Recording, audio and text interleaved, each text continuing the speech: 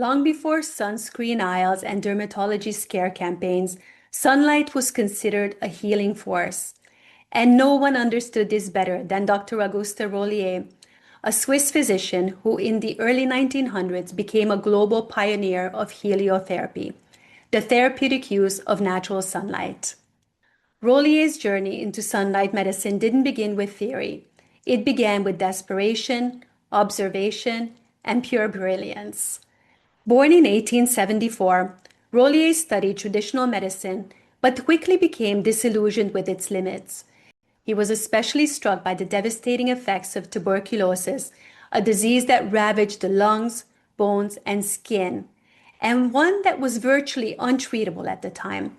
Surgical attempts were brutal and largely ineffective, and the drugs available were few and often fatal themselves. But Rollier noticed something curious. Patients who spent more time outdoors seemed to do so much better.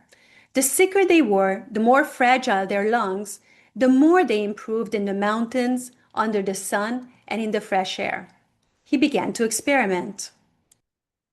In 1903, inspired by the work of Danish physician Niels Ryberg Finsen, who has been using artificial light to treat skin conditions, Rollier opened his first sunlight sanatorium in Lysholm, Switzerland, a village high in the Alps known for its clean air and abundant sunshine. But unlike Finsen, Rollier didn't use lamps. He used the sun itself. His method was methodical. Rollier wasn't about baking people in sunlight. In fact, he was careful, almost surgical in his approach. He began treatment with early morning light, rich in red and infrared wavelengths, but low in ultraviolet. This gentle light preconditioned the skin and supported cellular repair without stress.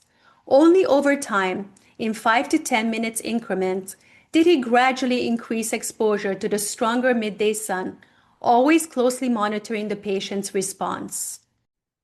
He applied this method primarily to patients with tuberculosis of the bones and joints called Pott's disease, which left many children and adults deformed and immobilized. The results were astonishing. Not only did symptoms ease, but many patients regained function, strength, and vitality.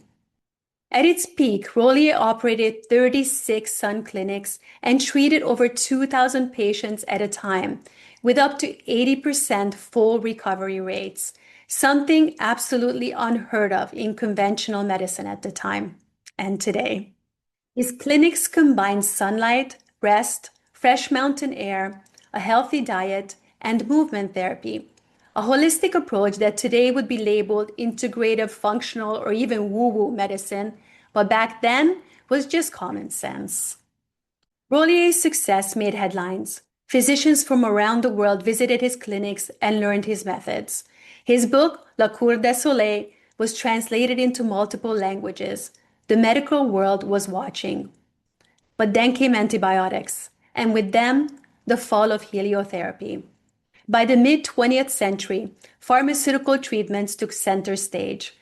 Sunlight fell out of fashion. Rollier's work was quietly forgotten. His clinics closed, and the sun, it went from being medicine to being labeled dangerous. Ironically, we're now learning through modern medicine what Rollier knew intuitively over 100 years ago, that sunlight is critical to human health. It regulates our circadian rhythms, it boosts mitochondrial function, it influences hormones, immunity, mood, and even gene expression. And while Rollier didn't have the labs or technology to prove all this, he didn't need them. He had actual results. His legacy is a powerful reminder that the body is designed to heal with the right inputs, the right rhythm, and a deep respect for nature's intelligence. It's time we remember Dr. Auguste Rollier, the man who brought sunlight back to medicine, and perhaps bring a little more of that light back into our own lives. Thank you so much for watching.